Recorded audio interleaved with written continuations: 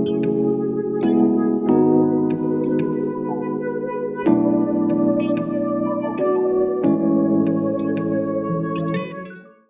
name is Cynthia, and I work with Cloud 901 Teen Learning Lab at Benjamin L. Hooks Library.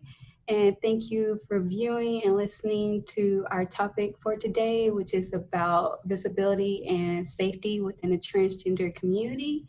If you haven't already done so, please check out our remaining content for MPL's Pride Fest. You can check it out on Memphis Public Library's webpage, or just review our content on the Facebook event page as well. So before we actually begin, just like to take a moment of silence for the trans men and women who have lost their lives to violence this year. So we're going to do that, and then we're going to go ahead and start.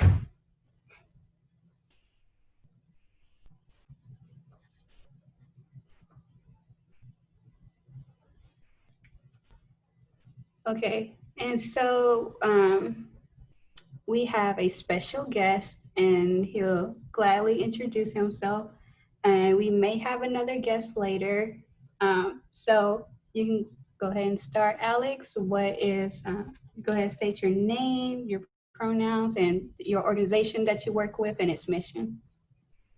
My name is Alexander Houtman. Everybody calls me Alex, and that's fine. I use he, him, his pronouns, and I am the Transgender Services Manager at Out Memphis.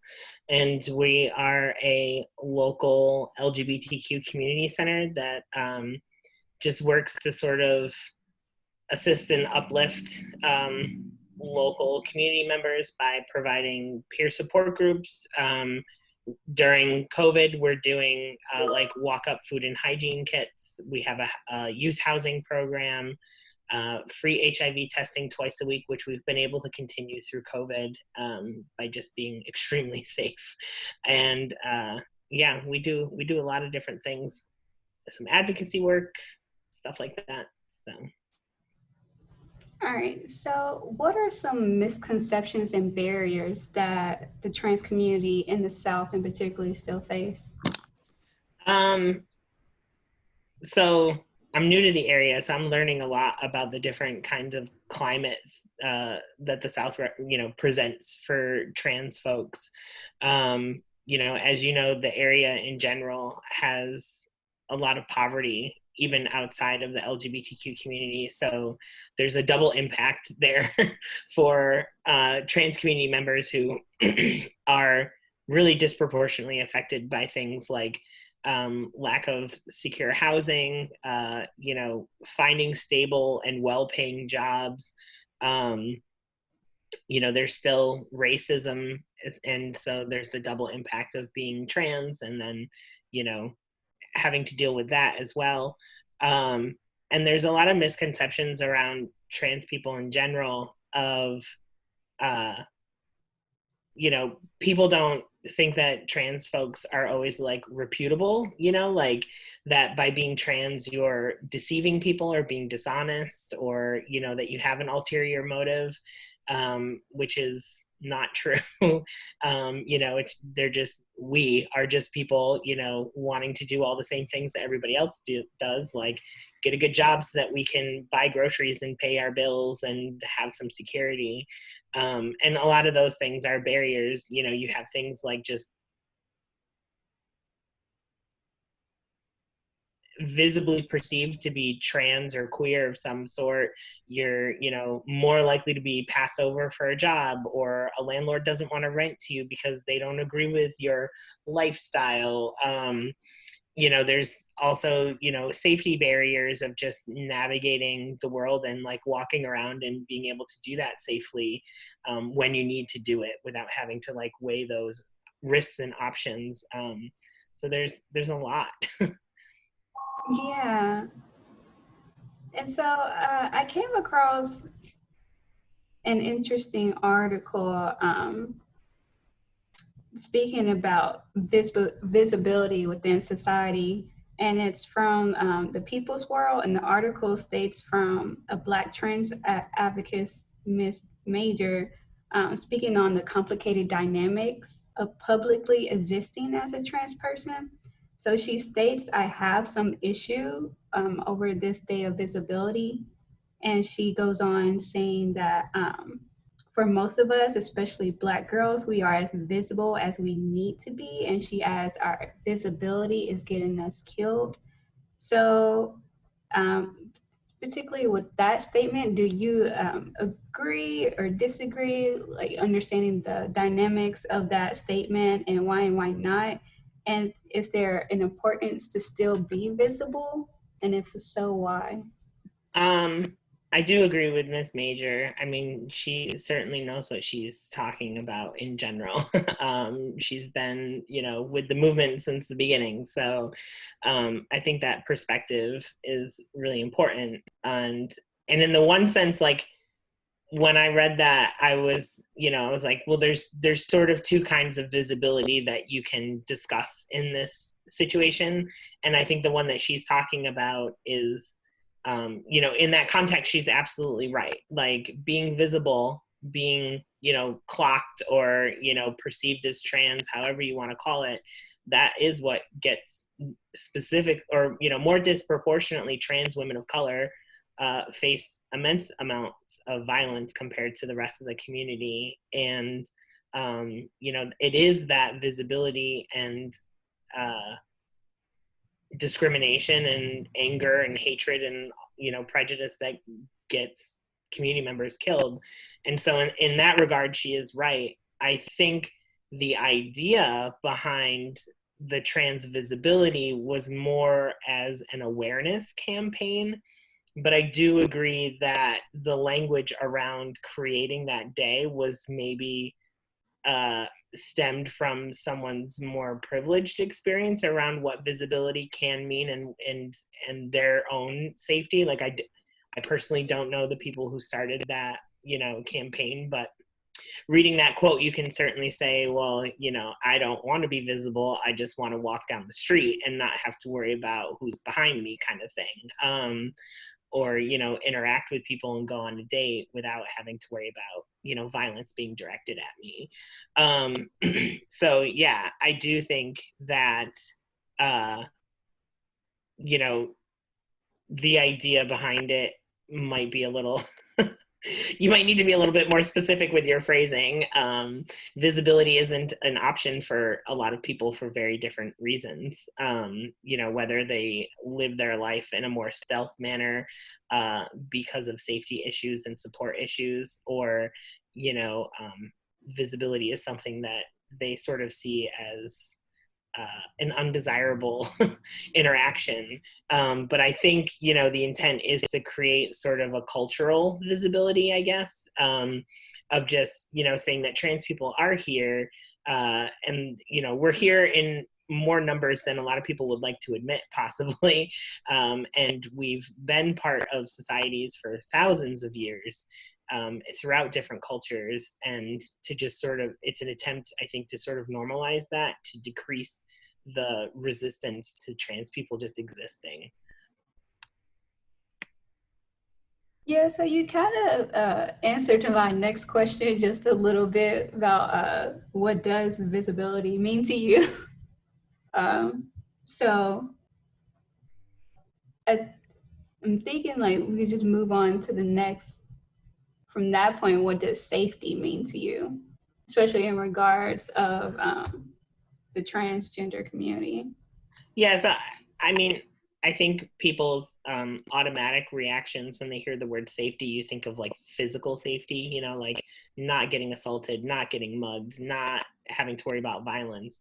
But I think that especially when you're dealing with dynamics of like marginalized communities of any sort, safety can even be like a lot of those just sort of things that privileged folks take for granted, which can, again, going back to like just stable housing, like not having a stable place to live, to call your own, to worry about where you're going to be next month, next week, whatever, is a huge emotional and mental tax. And having to live your life with those constant stressors of, like, where's my next meal coming from? Or like, I need to find a better job because they just cut my hours, and, all those types of things, like all of those, contribute to your overarching sense of safety.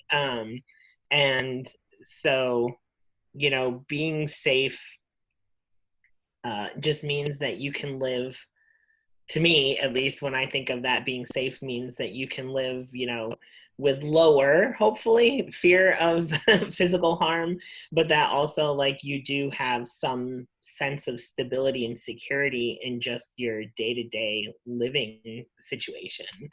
That you don't have to worry about getting fired or your hours cut or, harassed at work or, whatever. You can get from point A to point B without, worrying too much.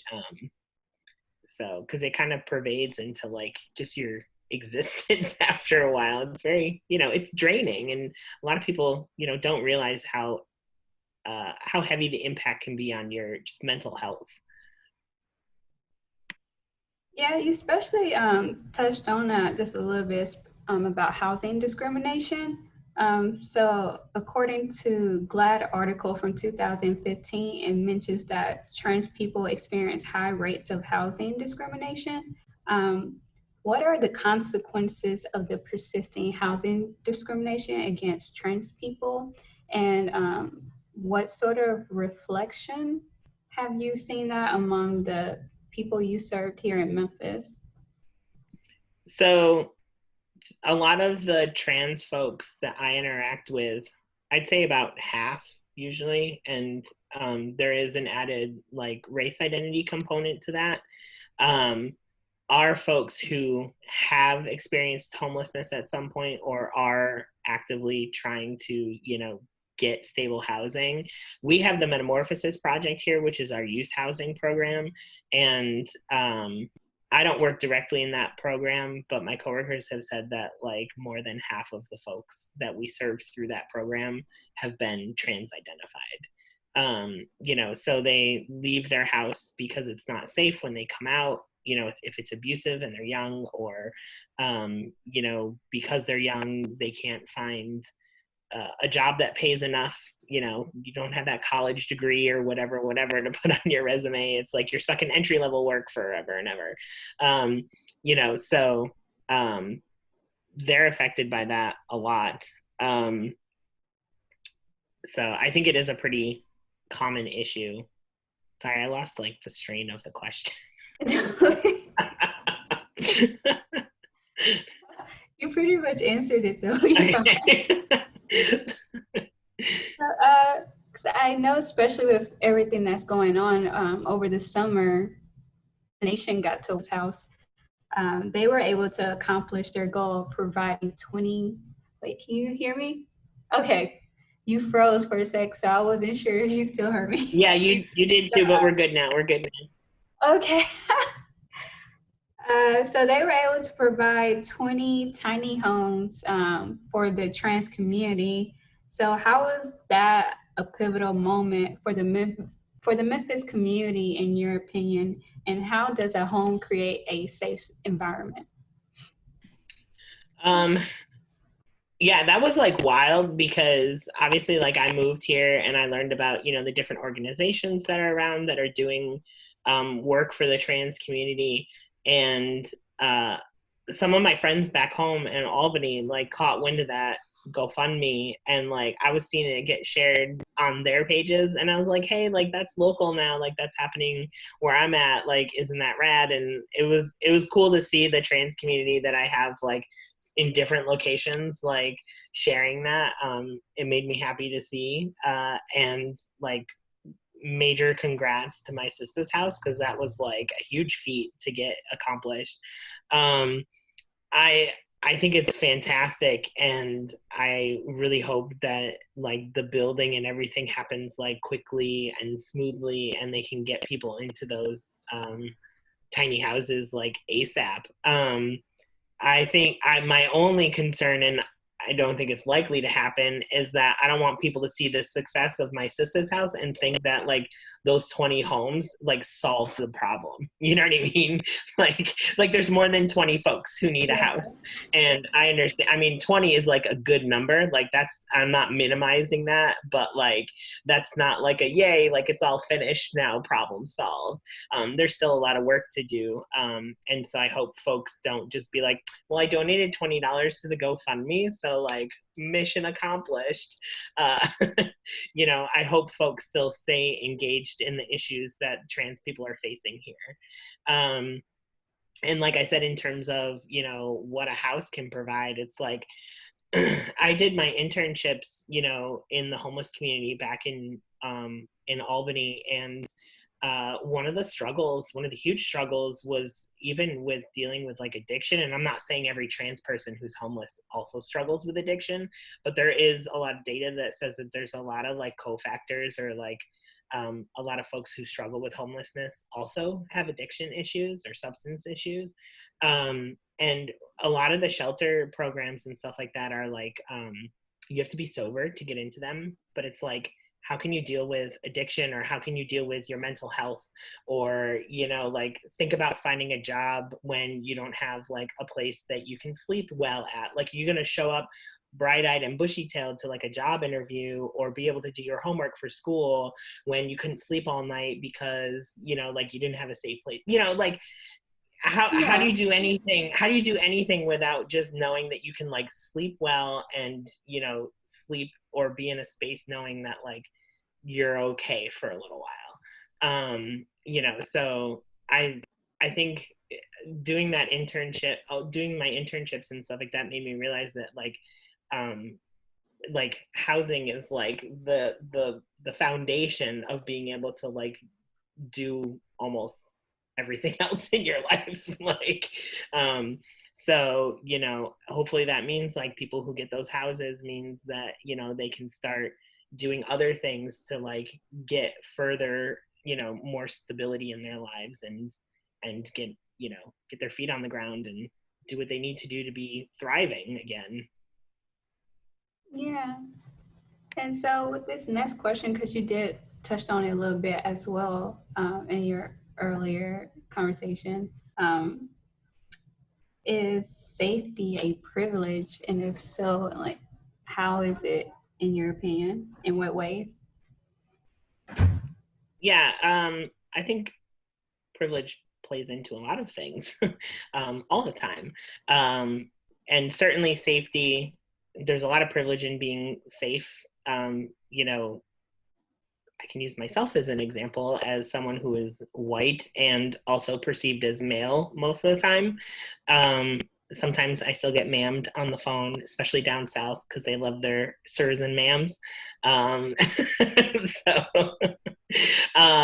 but like once I transitioned, because I'm 5'8" and I'm kind of a stocky build, so once I transitioned and started taking hormones, I fly under the radar. And that's a huge privilege. And I'd be lying if I didn't say that was a large part of why I started taking hormones, is because I knew that it would meant that I could be a little less worried about just like walking down the street at night and not being perceived as some kind of queer person. I mean, it's sad because it's also created some invisibilities for me, but at the end of the day, the safety kind of was like the trump card on that decision.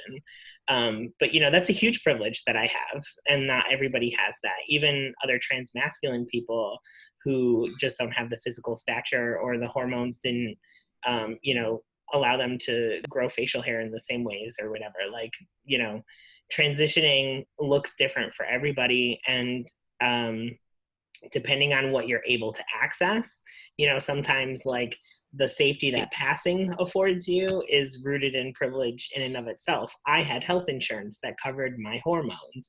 I could get to a doctor that would prescribe my hormones. I could afford my copays, et cetera, et cetera. Like, all of that is privileges. And everyone has different circumstances around each, category where you can have privilege or not have privilege. But, safe, some of that stuff is definitely like rooted in, affords you safety as well. So safety is absolutely a privilege. Not having to worry about things and being discriminated against on any level is a huge privilege. Yeah, thank you for pointing it out. That's something I really didn't think about. So we're talking about visibility just as much as safety. So how does representation matter? And in media, what is an example you have seen that is true to your experience? Or I think representation is huge because, like, everybody has a moment. Well, a lot of folks who are in marginalized communities, no matter what that identity is, seeing somebody on a movie screen or a TV show that you can identify with is always like a pivotal thing. Like that impacts you, especially if you're a young person, you know. It's like seeing, if you're a little girl and you see your first like female superhero or like whatever, you're like, oh my God, I remember I latched on to things like that when I was a kid super hard. And so I think there's that, like presenting young people or people who feel alone with proof that they're not alone and that there are other people out there in the world like you with your struggles, just can be very comforting to people and can give people, hope that if they just get through something, like, there's a light at the end of the tunnel, or they'll find their community if they just get out of like their weird small little town, or like, whatever it is. And then representation also, I think, can normalize that for other people, who haven't met a trans person before, or, whatever it is that they're watching on TV or reading about in a book. It exposes them to an experience that they might not have been exposed to before, and will hopefully sort of like demystify some of that. And you would hope that it would create some kind of empathy and humanity in that population, so that maybe they're not as, violent or hateful or judgmental about them. I think that the trans representation that we're seeing more right now is highlighting trans women. And, we have things like Pose, which is, all about, or focusing on trans women of color, which I think is really important right now with the amount of violence that we hear about all the time. But in terms of like me personally as a trans masculine person, I have yet to find that movie or TV show that has that person that is like, I would love to see more than like Chaz Bono out there. Like, we're getting there, but and we are getting there, and I think that's great. And I look forward to the new shows and new movies with these new characters coming. But I'm okay, I'm not but I know that younger me would have been very excited to have been able to see somebody. Yeah, I honestly look forward to those stories too. Um, just thinking about in our current social climate, what ways are you doing to protect your emotional and mental health? I don't know how successfully I'm doing it right now, because it just feels like the world, like you just feel like the world's like speed bag, like it's just like brrr, like nonstop. So it's a struggle. There's some trial and error for sure. I'd like to say that I sleep well, but I don't. It's super stressful.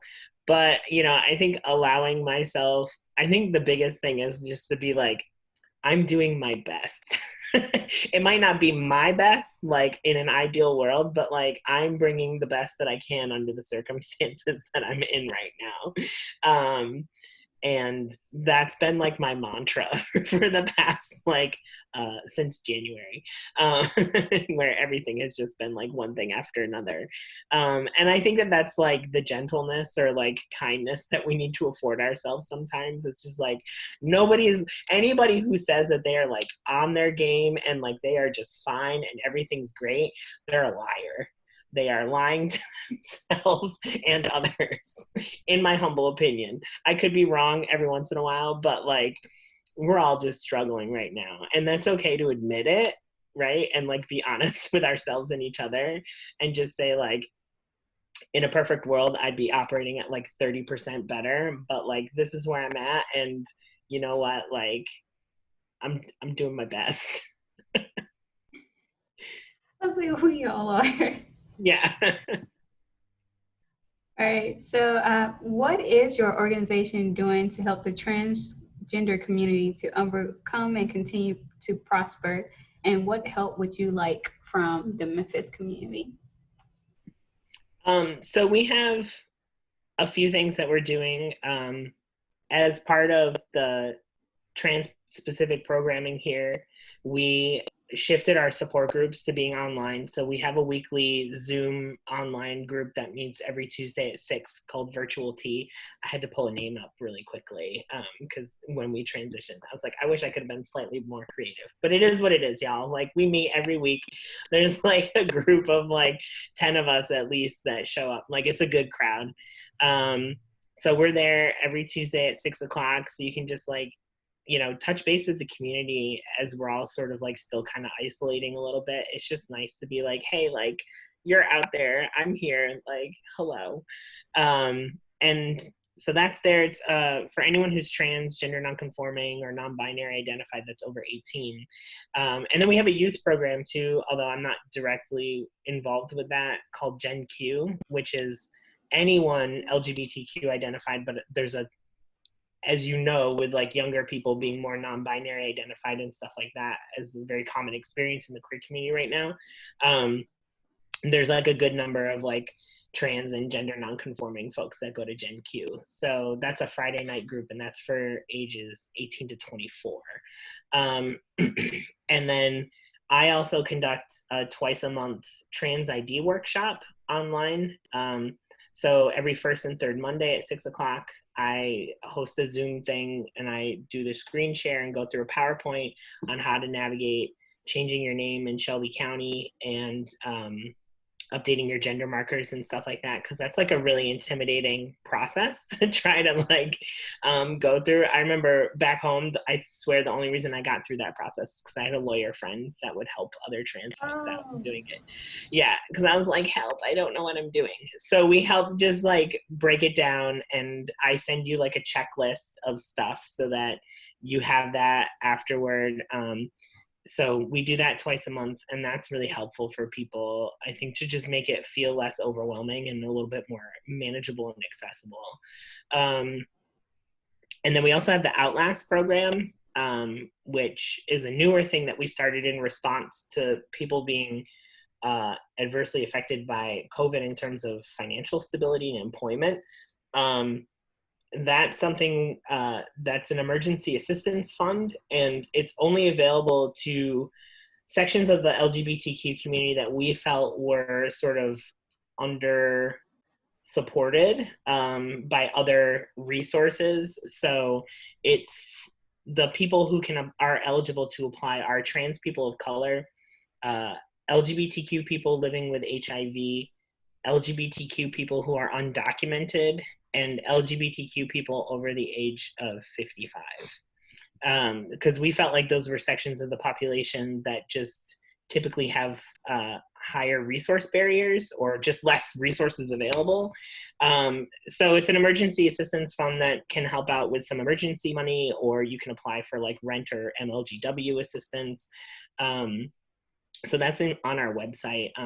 And I can say that like a lot of the folks that we've been able to help and that have been applying for that are trans folks of color. So we're reaching them through that as well. And then we still offer, we're still doing our twice a week HIV testing. That's free walk-in. I think that's, I tried to write everything down because it's a lot. / go to our website or email me for the full. But those are the hallmarks. Yeah. So, are there any encouraging words for our young trans men and women that you would like to share? I was trying to think about this because I was like, what can I say that is not a cliche? You know what I mean? But I think there is something to say that's like, you know, find your community, because like that was the biggest thing. Like as a teen in a household where I had sort of mixed support, you know, like my mom was cool, my dad was not cool. He got better, but and I was like bullied relentlessly in school, like dropped out when I was 16 because like kids are cruel. They're monsters. Or can be. There's really awesome Yep. ones too. But yeah, so I think, finding my community was like the thing that made me realize that like it wasn't going to all suck. So if you're like a young person and you're queer or trans, find your community. Sometimes it's not local because your town sucks or like your school sucks. But now with the internet, like it's a lot easier. The internet community that I found before I found my old youth group, like, was my lifeline. As tacky as that sounds, like chatting with other people that just like understood what I was going through was huge. So finding your community, finding your support, leaving a situation if that's what you need to do. But like when you're an adult and you can make your own choices and you can get out and start sort of being the architect of your life on your own, it does get I don't want to say it, but it does get better. There's no way around it. But it's a struggle, and being able to reach out for help is also important. Like admitting that you're not doing well is important too. You know. All right. So, are there any final comments or thoughts that you would like to share that we did not get to address? I feel like this was a pretty well-rounded thing. I don't want to paint the picture that, I think it's important to highlight and emphasize the amount of disadvantages that trans people face and struggle, and like the amount of obstacles and barriers in place. But also like, that paints a pretty dismal picture of being trans, and that's not what we are. Like, we're Yeah. not all just like, I love being part of the trans community because the community is some of the most like vibrant and resilient people I have ever met. Trans people have overcome a lot historically and will continue to overcome a lot. And I'm very proud to be part of that community that can just like keep doing it. And I also think it's one of the most supportive communities I've ever been a part of. It's a community where a lot of us, when we come out, like we do lose some family, we do lose some friends and support. And, when I was struggling with that, the people that were there for me the most were my fellow trans folks, my fellow queers, or LGBTQ people. So I do think that there's a lot of positives and uniqueness and beauty in the trans community, and it's not all pain and suffering. I don't want to emphasize or dwell on that. We are a collection of very unique individuals, and I love that about the community. All right, thank you for sharing that. And if anyone wants to get to know more about the work that you do, how can they reach out to you? My email address is probably the best since we're like working mostly remote right now. You can call out Memphis. That number is 901-278-6422. And if I'm not there, you can leave a message for me and I'll get back to you. Or you can email me, which is it's AHAUPTMAN@outmemphis.org, which is my last name, which is complicated to spell. But my email is also on our website if you go to our staff page. So if you didn't get that spelling down in one go. All right, so thank you, Alexander, for taking your time out. Like, I really do appreciate that for taking Yeah. your time out to participate in this for the MPL Prop-Fest. So you please stay safe during these unprecedented times because there's still a lot going on. And we hope you take part of this next year, be a part of Yeah. the Prop-Fest. Thank you so much for inviting me, and it was great meeting you. It was nice meeting you too. All right, thank you. Thank you. Bye. Bye.